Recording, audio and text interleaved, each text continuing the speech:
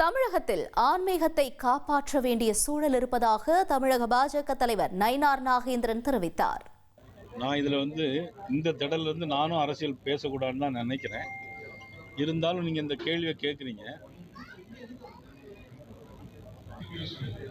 பழனியில் முருக பக்தர்கள் மாநாடு நடத்தினாங்க இல்லையா? அப்போ அதில் எல்லாருமே கலந்துக்கிட்டாங்க இல்லையா? அரசியல்வாதிக்கும் ஆன்மீகம் இருக்கும்ல. இப்போ நாங்கள்லாம் போய் சாமி எங்கே போய் நாங்கள் போய் சாமி கும்பிடக்கூடாதுன்னு எப்படி சொல்ல முடியும்? இதில் நான் அரசியல் அதிகம் பேசக்கூடாதுன்னு நினைக்கிறேன். நீங்கள் கேட்குறீங்க. ஏன்னா இந்த மாநாட்டு திடலுடைய முடிவுப்படியே நாங்கள் எடுத்த முடிவுப்படியே இங்கே யாரும் அரசியல் பேசக்கூடாது அப்படின்னு தான்.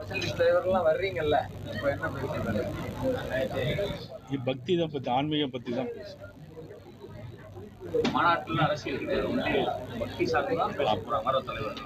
ஆன்மீக சம்பந்தப்பட்ட விஷயங்கள். இன்னொன்று சொல்கிறேன், இருந்தாலும் நீங்கள் இதை கேட்டுட்டீங்க. மாண்புமிகு அறநிலைத்துறை அமைச்சர் பேசியிருக்கிறாங்க. அவங்க என்ன சொல்லியிருக்கிறாங்கன்னா, உத்தரப்பிரதேச முதலமைச்சர் கலந்து கொள்ளலாமா,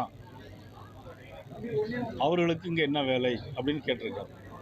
அப்படி தானே? ஆனால் நீங்கள் ஒருத்தருமே அவரை போய் கேட்கவே இல்லை. அவர்களுக்கும் பக்தி இருக்குமே, அவர் அந்த நாட்டுடைய பிரஜை தானே அப்படின்னு நீங்கள் மீடியா யாருமே அவங்கள போய் பதிலுக்கு கேட்கவே மாட்டேங்கிறீங்க. கேட்டுட்டு அமைதியாக அப்படி வந்துட்டு எங்கள்கிட்ட கேட்குறீங்க. ஆந்திர துணை முதலமைச்சர் பவன் கல்யாண் அவர்கள் இதில் கலந்து கொள்ளலாமா அப்படின்னு கேட்குறாரு. நான் அறநிலையத்துறை அமைச்சரை பார்த்து கேட்குறேன், நீங்கள் கேட்க வேண்டிய கேள்வியை நான் கேட்குறேன். இப்போ நீங்கள் கேட்க வேண்டிய கேள்வி இப்போ நான் அவரோட பார்த்து உங்கள் மூலமாக கேட்குறதுன்னா, ஆந்திராவிலேருந்து இங்கே யாரும் சாமி கும்பிடக்கூடாதான்? இதை நீங்கள் கேட்டிருக்கலாமே அவர்கிட்ட. சாமி கும்பிடுறத பிரச்சனையே சொல்லல. எல்லா கட்சியிலையும் முருக பக்தர்கள் இருக்காங்க. தமிழ்நாட்டில் முருகனை விரும்பாத ஆளே கிடையாது. எல்லாரும் அந்த அரசியலுக்கு பயன்படுத்துறது தான் பிரச்சனை. இப்போ நாங்கள் இப்போ தேர்தல் நடக்கல, வரப்போது நாங்கள் இப்போ ஓட்டு கேட்கலைங்க. யார்ட்டையும் நாங்கள் ஓட்டு ஒன்றும் கேட்கலையே. குற்றம் கால குமரனை காக்குங்கிறது குமரக்கடவுள் பக்தி ஏன்னா இந்த ஆட்சியில இருந்து ஆன்மீகத்தை காப்பாற்ற வேண்டிய ஒரு சூழ்நிலை இருக்கு. அது எல்லாமே இந்த மாதிரி தான். அவர் அரசியலுக்காக நடத்தினார். அப்போ அவர் பக்திக்காக நடத்தினார். நீங்க எப்படி சொன்னாலும் அதிகமான கும்பாபிஷேகங்கள், குடும்பங்களுக்கு சீரமைப்பு பணிகள் கோயிலில் பண்ணது நாங்கள் தான் திமுக ஆட்சியில தான் பண்ணுவோம் அப்படின்னு அவங்க பேசுறாங்க. இல்லை அதில் ஒன்றும் மாற்றுக்கிறது இல்லை. அது அவங்களுக்கு ஒவ்வொருத்தருடைய கடமை. அதாவது என்னன்னா, இந்த அரசாங்கம் ஹெச்ஆர்என்சி போர்டு இருக்கு. அதில் உள்ள பணத்தெல்லாம் கோயிலுக்கு மட்டும்தான் செலவு பண்ணணும். 12 வருஷத்துக்கு ஒருக்க கும்பாபிஷேகம் பண்ணணும். இது அரசாங்கத்துடைய கடமை. மக்கள் ஓட்டு போட்டிருக்காங்க, அதை செய்யணும். சார், குறிப்பாக இன்னைக்கு அதில் என்ன சொல்கிறாங்கன்னா, பெரும்பாலும் சமஸ்கிருதத்தில் தான் முருகன் கோவில்களில் வழிபாடு பண்ணுறாங்க, தமிழுக்கு முக்கியத்துவம் தருவதில்லை அப்படின்லாம் பேசினாங்க. அந்த மாநாட்டில் அறுபடை வீடுகள்லையும் தமிழில் அர்ச்சனை செய்யறதுக்கு உங்களால் தீர்மானம் நிறைவேற்ற முடியுமா, அதுக்கு உத்தரவிட முடியுமா அப்படின்னு கேட்குறாங்க. ஏன் தமிழில் அர்ச்சனை பண்ணலாமா? அதுவும் தவறு இல்லை. எல்லா கோயிலும் இருக்கு, பண்ணலாமே. இல்லை, தீர்மானமாக நிறைவேறி நீங்கள் வலியுறுத்திங்களான்னு கேட்குறாங்க மாநாட்டின் வாயில. இல்லை, தமிழில் அர்ச்சனை பண்ணலாம், சொல்லலாம். அதில் ஒன்றும் தவறு இல்லை. தமிழ் கடவுள் தானே முருகன். அதனால் அவருக்கு தமிழ்லேயே அர்ச்சனை பண்ணல ஒன்றும் தவறு இல்லை. கண்டிப்பாக கேட்கலாம். முருக பக்தர்கள் சனாதன கும்பலின் சதி அரசியலுக்கு இரையாகிவிட வேண்டாம் என வேசிக்க தலைவர் திருமாவளவன் தெரிவித்தார். இந்த மனித சங்கிலி போராட்டம் முருக பக்தர்களுக்கு எதிரானதல்ல. முருக பக்தர்கள் சனாதன கும்பலின் சதி அரசியலுக்கு இரையாகிவிட வேண்டாம், பலியாகிவிட வேண்டாம் என்று சுட்டிக்காட்டுவதற்காகத்தான் நாங்கள் இங்கே குவிந்திருக்கிறோம், கூடியிருக்கிறோம், கைகோர்த்து நிற்கிறோம். மதுரை மண் மத நல்லிணக்கத்திற்கு பெயர் போன மண். குறிப்பாக திருப்பரங்குன்றத்தில் இஸ்லாமியர்களும் இந்துக்களும் சகோதரத்துவத்தோடு ஒற்றுமையாக மகிழ்ச்சியாக வாழ்ந்து கொண்டிருக்கிறார்கள். அவர்கள் யாரும் இஸ்லாமியர்களை பகைத்துக் கொள்ளவில்லை. அதேபோல் இஸ்லாமியர்கள் இந்துக்களை பகையாக கருதவில்லை. அப்படிப்பட்ட ஒரு சூழலில் திருப்பரங்குன்றத்தில் ஏதோ பகைமை இருப்பதை போன்ற ஒரு தோற்றத்தை உருவாக்குகிறார்கள். அதை வைத்து அரசியல் செய்ய முயற்சிக்கிறார்கள். முருக பக்தர்களுக்கு இவர்கள் ஏதோ பாதுகாவலர்கள் என்பதை போல காட்டிக்கொள்ள முயற்சிக்கிறார்கள்.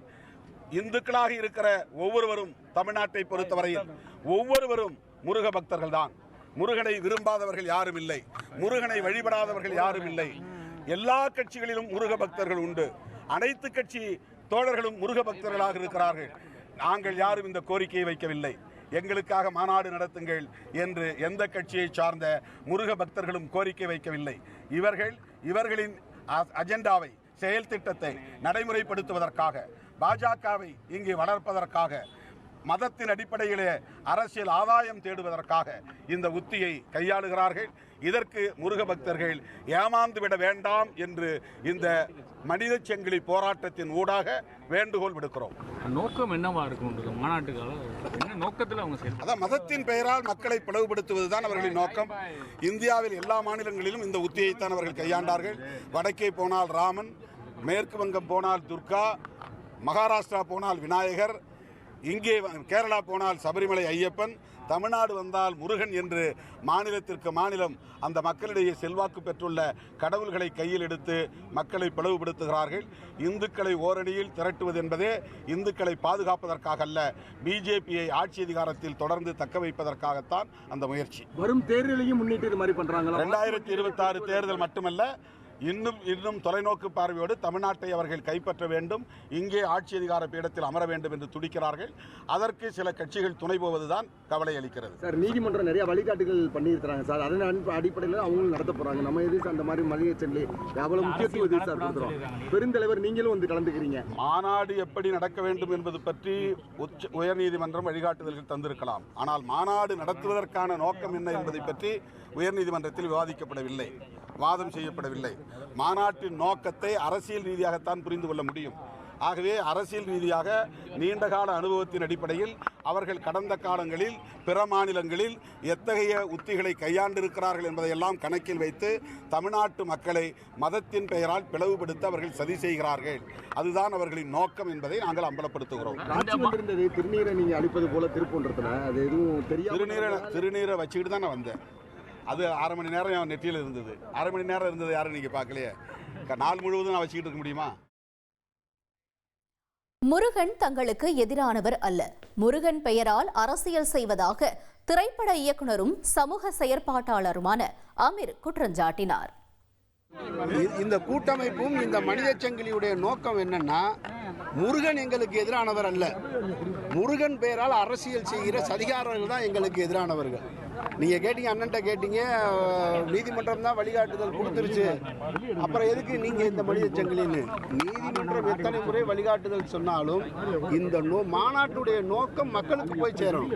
முருகன் என்ற பெயரால் நாளைக்கு யாராவது போய் அந்த மாநாட்டில் போய் கலந்துக்கிட்டா, பக்தி என்கின்ற பெயரால் ஆன்மீக மாநாடு இங்கே பல நூற்றாண்டுகளாக நடந்துக்கிட்டு தான் இருக்கு.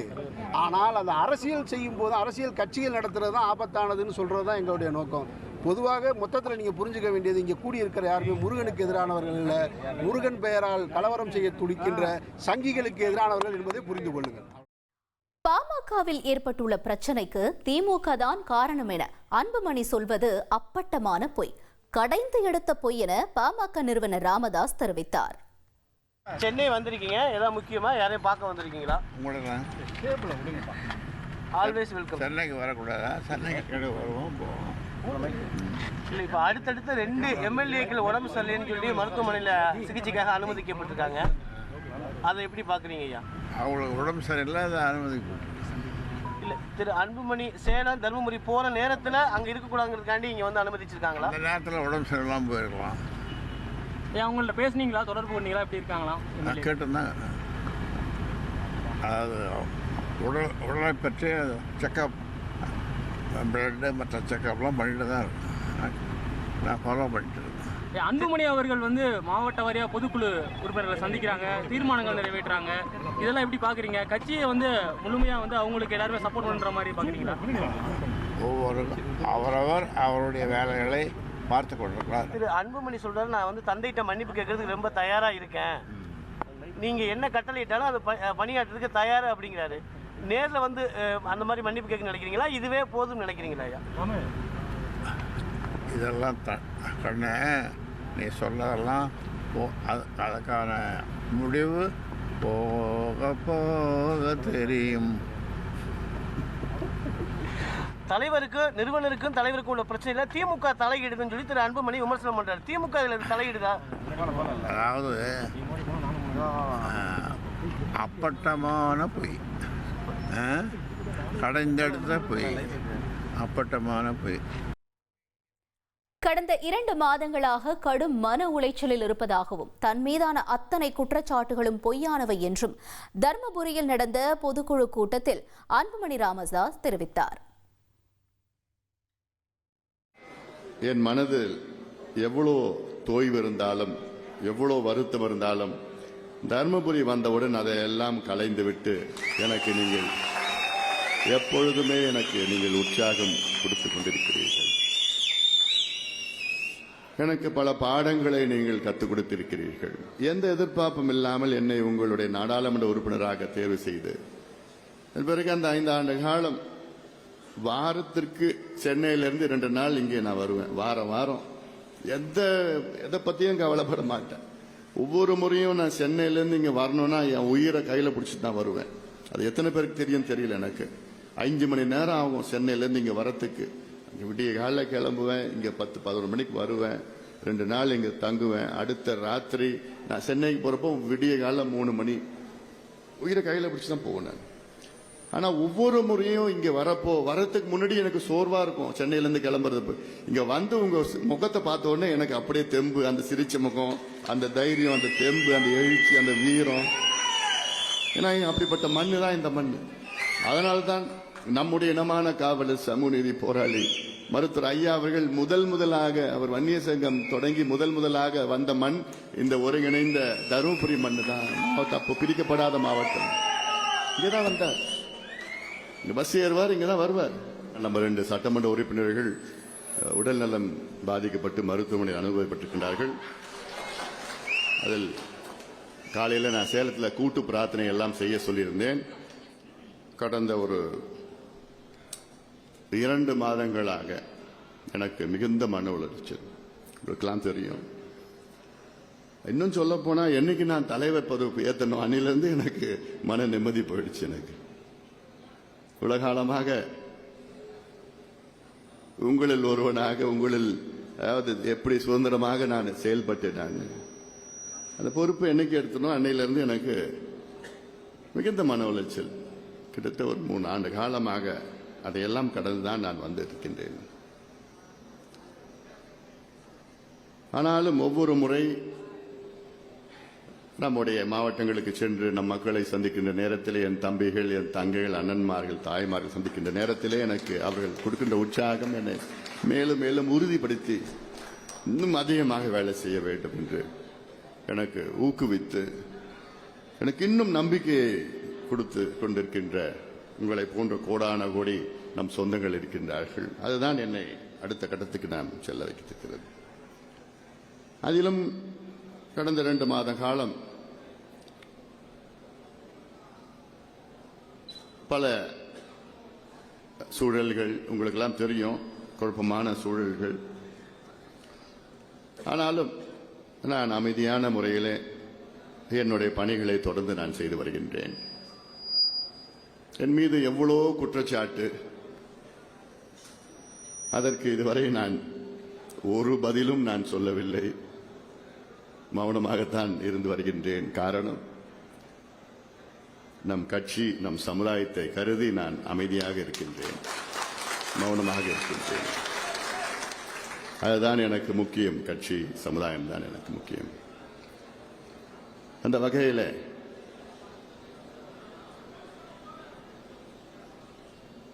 எவ்வளோ குற்றச்சாட்டுகள் வந்தாலும் ஒன்னே ஒன்று தான் நான் சொல்லுவேன். நான் அத்துணை குற்றச்சாட்டுகளும் 100 விழுக்காடு பொய்யானவை.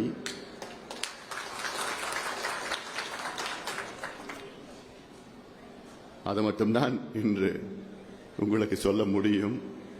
அது உங்களுக்கும் தெரியும். அது தந்தி டிவியை உங்கள் கேபிள் டிவி ஆபரேட்டரிடம் இலவசமாக கேட்டு பெறுங்கள்.